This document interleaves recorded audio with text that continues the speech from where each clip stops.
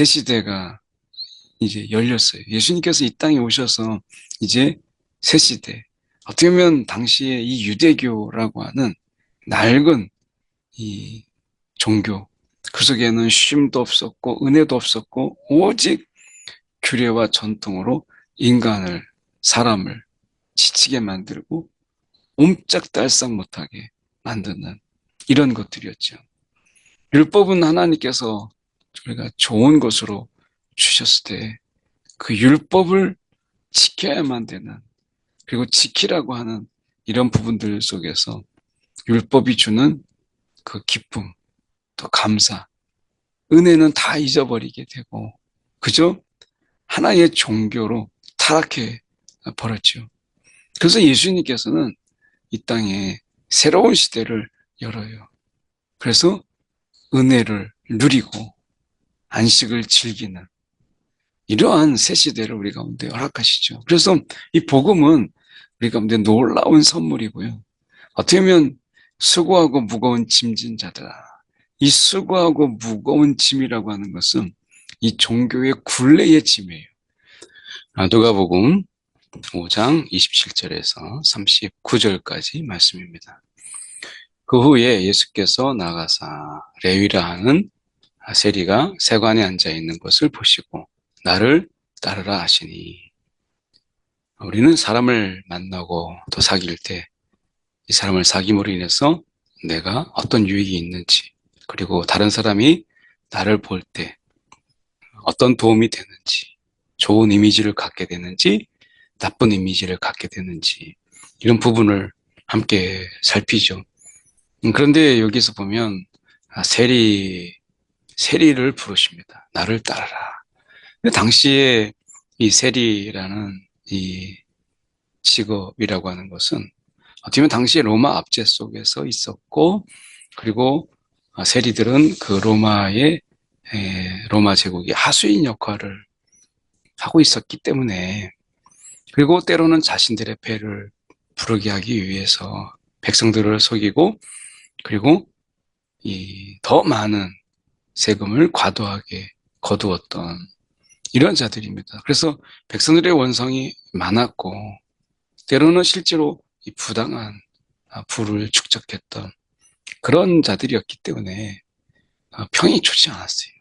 그래서 세리가 이 세관에 앉아 있는 것을 보시고 나를 따르라 하는 것은 결코 예수님의 공동체, 특히 예수님에게 있어서 결코 도움이 되지 않는 거죠.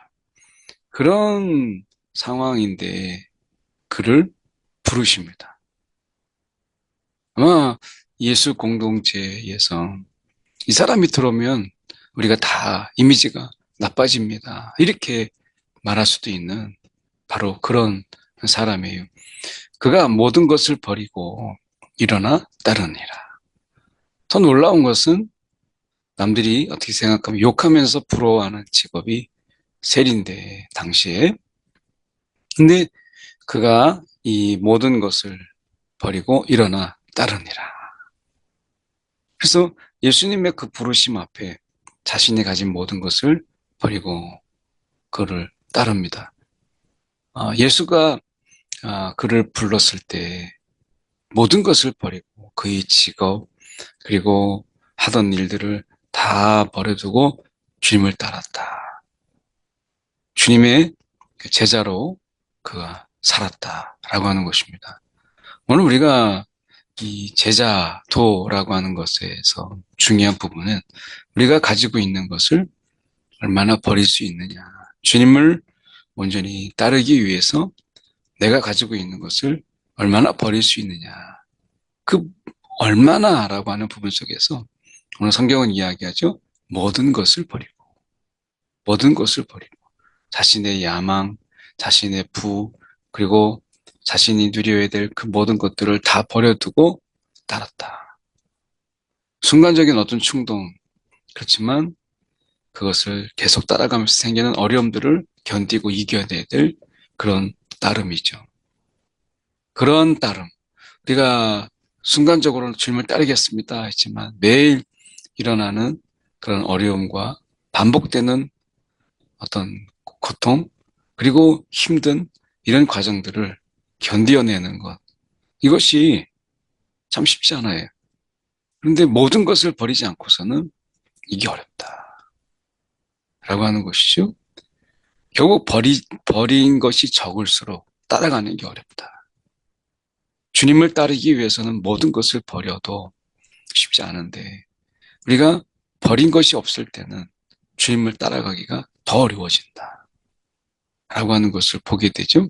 버림이 없으면 따라감도 없다. 라고 하는 거죠. 레위가 예수를 위하여 자기 집에서 큰 잔치를 하니 세리와 다른 사람이 함께 앉아 있는지라.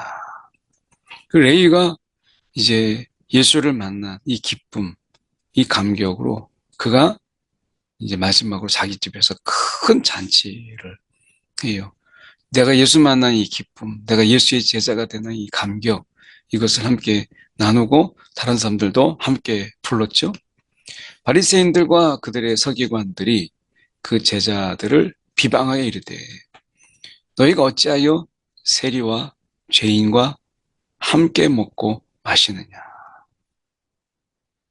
너희가 어떻게 죄인들과 이렇게 어울릴 수가 있느냐. 그래서 비방합니다. 이때 예수께서 대답하여 이르시되 건강한 자에게는 의사가 쓸데없고 병든 자에게라야 쓸데있나니. 어쩌면 이 현대 우리가 이 교회에서 전도가 어렵고 또 어떻게 보면 복음을 전하는 게 어려운 것이 건강한 자를 자꾸 교회에다가 앉히기 위해서 그런 것이 아닌가. 이 건강한 자들, 어디에서든지 대우받고 인정받고 하는 자들을 교회에 앉혀서 내가 교회에 도움이 되고자 하는 이런 마음을 우리 속에 가지고 있기 때문에 더 어려운 게 아닌가. 오늘 주님께서 말씀하시잖아요. 병든 자에게라야 쓸데가 있다. 이 병든 자, 이런 자를, 병든 자, 힘없는 자, 이런 자들을 주님은 찾으시는데, 우리가 현대 교회에서는 건강한 자, 힘 있는 자, 세력이 있는 자, 권세가 있는 자를 오히려 찾았다가 자리에 앉히려고 하니까 점점 우리가 사람 찾기가 어려운 것이 아닌가. 여전히 우리가 보면 이 의사가 필요하고 정말 간절하고 약이 필요한 이런 병든 자들이 얼마나 많습니까? 병원에 가면 그럼 환자들로 인해서 가득해요. 그걸 보면서 우리가 이 교회가 건강한 자들을 더 많이 선호하는 이런 모습들 속에서 병든 자는 올 수 없는, 근접할 수 없는 이런 문턱이 높은 이런 곳이 되어버린 것은 아닌가 하는 생각을 해보게 돼요. 내가 의인을 부르러 온 것이 아니요 죄인을 불러 회개시키러 왔노라. 죄인을 불러서 그가 다시 회복되는 이 기쁨, 그가 돌아와서 다시 한번 하나님 앞에 서는 이런 것을 내가 죄인을 찾으러 왔다. 그리고 단순히 죄인을 부르는 것이 아니라 그를 회개시키러 왔다. 이렇게 말씀하십니다. 오늘 우리가 주님의 부르심의 이유, 회개예요. 회개해서 우리가 가던 길을 다시 또 가는 것이 아니라 주님을 따르는 삶의 이런 터닝 포인트를 우리 가운데 주시기 위해서. 그래서 우리가 가는 길에서 돌이켜서 다시 이제 하나님을 섬기기 위해서 죄인을 불러서 여기서 끝나는 게 아니라 회개시키러. 우리 가운데 회개가 있어야 되고 우리가 회심이 이런 놀라운 경험이 우리 가운데 있어야죠. 어떻게 보면 이런 회개의 기쁨, 우리가 죄사함을 받는 이 기쁨, 우리가 이런 회심 속에서 우리의 심령이 완전히 변화된 세상을 다르게 본 이러한 기쁨이 우리 가운데 있는 거죠. 이 감격, 우리가 얼마나 큽니까? 그들이 예수께 말하되 요한의 제자는 자주 금식도 하고 기도도 하고 바리새인의 제자들도 또한 그렇게 하는데 당신의 제자들은 맨날 먹고 마시기만 합니까? 예수께서 그들에게 이르시되 혼인집 손님들이 신랑과 함께 있을 때에 너희가 그 손님으로 하여금 금식하게 할 수 있느냐? 이건 지금 결혼 축제고, 그러니까 얼마든지 기뻐할 때다. 지금은 신랑과 함께 있으니까. 그러나 그날에 이르러 예수님이 십자가에 이제 못 박히시는 그날에 신랑을 빼앗기니 그날에는 그들이 금식할 것이요. 정말 성령이 임하기를, 그리고 예수님께서 말씀하신 것이 이루어지기를. 그래서 부활과 성령의 그런 임하심, 이것을 위해서 그들은 기도하고 금식하죠. 지금은 신랑과 함께 있을 때다라고 말씀하시잖아요. 오늘 우리의 삶 속에서 이 주님과 함께하는 이러한 삶 속에서 금식 이상의 하나님을 구하고 금식 이상의 하나님 앞에 더 갈급한, 하나님께만 더 집중하는 이러한 삶, 금식을 해서야만 하나님께 집중하는 것이 아니라 금식이 없어도 언제든지 하나님을 우리가 찾고 구할 수 있다면 그거야말로 우리가 금식 이상의 삶을 사는 거죠. 이 금식의 의미가 뭐겠어요? 내가 세상에 어떤 것도 방해받지 않고 내가 주님께 집중하겠습니다. 이게 이제 금식이잖아요. 그런데 우리가 먹으면서도 하나님을 온전히 찾고 하나님을 온전히 구할 수 있다면 그게 더 나은 거죠. 오늘 우리 삶 속에 금식을 하느냐 안 하느냐가 중요한 게 아니라 얼마나 하나님을 갈급하며 하나님을 찾고 구하느냐, 얼마나 그분의 뜻에 대한 그분의 뜻을 찾기 위해서 우리가 온 마음을 기울이냐, 이게 중요한 거죠.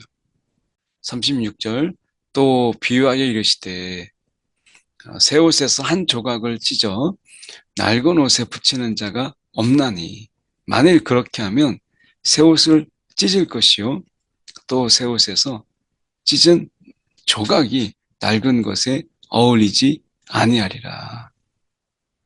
새 시대가 이제 열렸어요. 예수님께서 이 땅에 오셔서 이제 새 시대, 어떻게 보면 당시에 이 유대교라고 하는 낡은 이 종교, 그 속에는 쉼도 없었고 은혜도 없었고 오직 규례와 전통으로 사람을 지치게 만들고 옴짝달싹 못하게 만드는 이런 것들이었죠.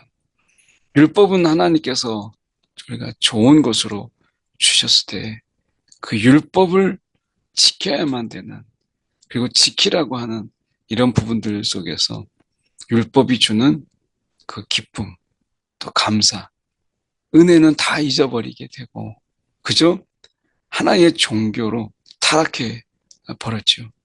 그래서 예수님께서는 이 땅에 새로운 시대를 열어요. 그래서 은혜를 누리고 안식을 즐기는 이러한 새 시대를 우리 가운데 허락하시죠. 그래서 이 복음은 우리 가운데 놀라운 선물이고요. 어떻게 보면 수고하고 무거운 짐진 자들아, 이 수고하고 무거운 짐이라고 하는 것은 이 종교의 굴레의 짐이에요. 당시의 율법을 통해서 우리가 율법을 주신 하나님의 마음은 다 없고 율법이라고 하는 법만 남아서 사람들을 이렇게 되고 저렇게 된다. 자유와 기쁨과 이 모든 것을 앗아가 버리고 하나님을 섬기는 이 감격도 다 앗아가 버리고 그저 지켜야 된다. 그리고 그 지켜야 될 것들을 규례와 전통으로 계속해서 늘려가는 것을 보게 돼요. 사람이 숨을 쉴 수가 없는 거예요. 그래서 수고하고 무거운 짐진 자들아 내게로 오라. 이렇게 말씀하신 것이죠. 새로운 시대예요. 그래서 우리가 이 새 옷에 찢은 조각, 이것을 가지고 낡은 것에 우리가 붙이는 자가 누가 있어요? 어울리지도 않고 새 옷도 버리게 되죠. 버림이 필요하다라고 말씀하시는 거예요. 그래서 우리가 하나님이 예수를 통해서 우리 가운데 이 새 시대를 여셨어요. 하나님 나라의 복음의 시대를 여신 것이죠. 그래서 이 안에서 우리는 주님과 깊은 교제, 사귐, 사귐도 없는 그분의 말씀에 맹목적인 이런 추종과 복종, 때로는 굴종, 이게 아니라 그분과의 깊은 교제 속에서 그분을 알고 그렇게 말씀하신 주님의 마음을 알아서 그렇게 행하는 이 새 시대, 새 포도주를 낡은 가죽 부대에 넣는 자가 없나니, 만일 그렇게 하면 새 포도주가 부대를 터뜨려 포도주가 쏟아지고 부대도 못 쓰게 되느니라. 새 술은 새 부대에 담아야죠. 그래야 그것이 팽창하더라도 나중에 견딜 수 있는데, 가죽 부대는 거기서 터져버리고 말고 결국에는 아까운 포도주를 흘려버리게 되죠. 새 시대예요. 새 시대에 맞는 영적인 분별과 그리고 통찰력이 우리 가운데 필요한 것이죠. 그래서 말씀에 보면 새 포도주는 내가 새 부대에 넣어야 할 것이니라. 우리는 이제 하나님 나라의 그 복음의 새 시대가 열렸어요. 그래서 종교가 아니라 우리는 복음으로 살아가는 거예요. 종교와 복음은 완전히 다릅니다. 복음은 그 안에 은혜가 있어요. 그리고 예수님이 주시는 안식과 쉼이 있어요. 평안이 있어요. 평강이 그 안에 있어요. 감사함이 있고요. 기쁨이 있어요. 근데 율법은 안 그래요. 그 속에서 지켜야 된다라고 하는 것 때문에 무겁고 힘들고 지치고 때로는 해야 된다라고 하는 머스트만 있어요. 누림도 없어요. 묵은 포도주를 마시고 새 것을 원하는 자가 없나니 이는 묵은 것이 좋다 함이더라. 옛것에 너무 익숙해 있다 보니까 옛것, 이것을 쉽게 버리지 못하는 거예요. 예수가 이 땅에 오셨음에도 불구하고 그분을 통해서 우리가 하나님 나라의 복음이 시작되었음에도 불구하고 여전히 우리가 구습에 얽매여서 그 익숙함을 벗어나지 못하는, 그래서 힘들고 어렵고 괴롭지만 종교는 원래 그런 괴로움, 극기, 내가 이것을 견뎌내는 것, 내가 고행하는 것, 이게 종교다 이렇게 하는 거죠. 내가 고행을 해야 되고 극기를 해야 되고 내가 힘든 여정을 지나가야 되는 것, 힘든 만큼 보람이 있는 것, 이게 종교죠.